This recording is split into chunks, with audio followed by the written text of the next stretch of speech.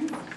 My name is Ariana. I'm with the UCLA Art and Global Health Center, and I know a lot of folks wonder when you open up and you see UCLA Art and Global Health Center, you're wondering what are they doing in North Carolina. So I'm going to talk a little bit about the center, and then I'll go into detail about what's going on here. So the center is housed in a school, in an art school in Los Angeles, and has the mission of using the power of the arts to advance global health issues.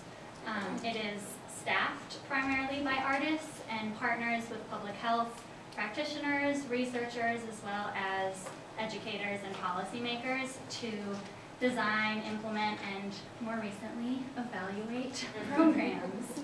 And our programs are collaborative in nature, so they bring all those folks together to the table to think about how can you design an intervention that's engaging, that's entertaining, and that provides accurate and up-to-date information. We have a capstone team right now. Amanda is one of our folks, and have increasingly been collaborating with researchers specifically to try and figure out how best to evaluate these types of projects. So I'm going to talk to you specifically today about AMP. It's a theater-based sexual health education and HIV/STI prevention program for teens that was developed by the center in collaboration with the local school district, LAUSD. And it uses a near-peer model that has undergraduate students creating a show based on their personal stories in the local context of sexual health and HIV, and then delivers that information in really fun ways. We just had a pilot preview for a group of high schoolers today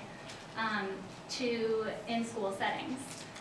So right now we are in the process of, with the help of a lot of people, quite a few people in this room, of piloting both in North Carolina and in Georgia here with the local Chapel Hill Carborough City Schools and in Georgia and Atlanta Public Schools. And our evaluation instruments and our short-term outcomes and long-term outcomes and also a long-term evaluation plan has all been put together by our fabulous capstone team. And again, partnering with folks like the UNC Center for Health Promotion and Disease Prevention. We have Alex Lightfoot is the PI on the study, and she's hanging out in the back of the room here. Interactive Theater Carolina, which if you went to undergraduate here at Carolina is a great theater group that addresses social justice issues. The UNC Center for AIDS Research provided seed funding, and we are looking forward to growing that relationship with them. And last but definitely not least is all of the school district folks and individual health teachers who have really helped shepherd this into the classroom.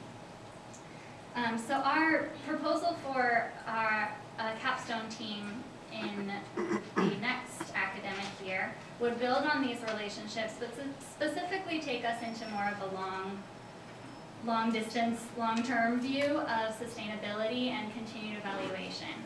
Right now, since it is a pilot year, we're looking kind of at the things that we're able to measure right here, right now, and there's a lot of things that are not so easy to measure.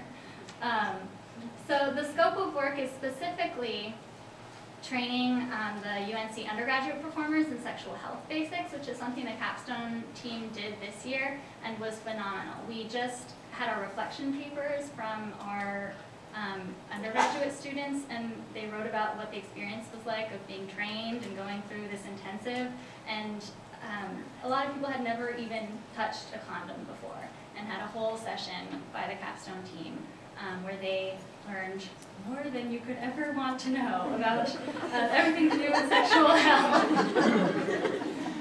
All in a really fun way.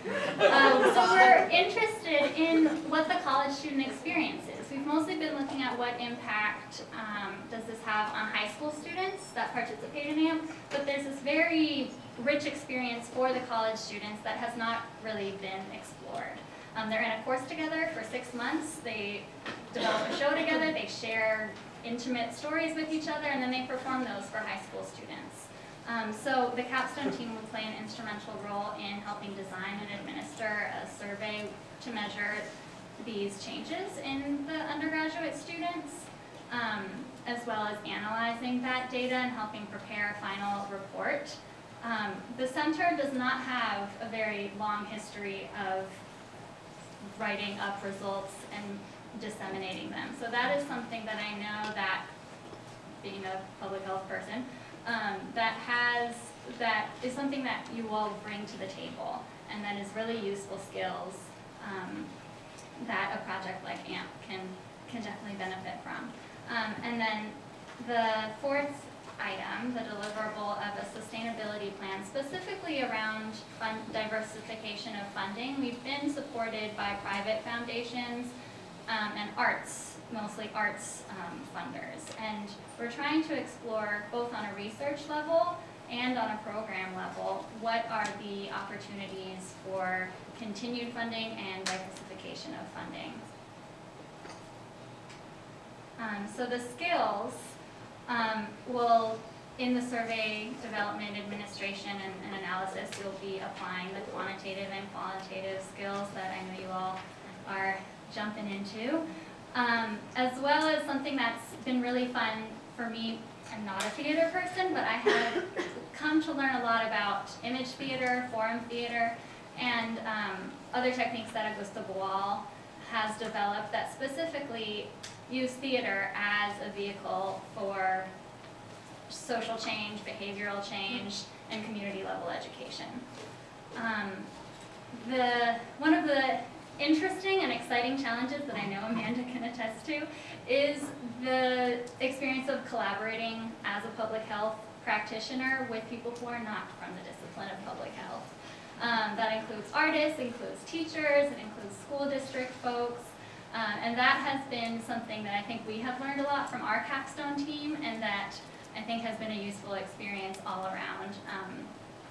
And something that, I don't know if she's here, that Meg keeps saying, it's good, that's what they'll get in the real world. And then lastly, something that is exciting is that the center works in, right now, 9 countries across 5 continents. And they do have a really rich network of folks who are doing this type of arts-based sexual health work in lots of different places. And being engaged in the experience of all those different 40 seconds of all those different diverse places is an exciting thing. So I'm done. Thank you.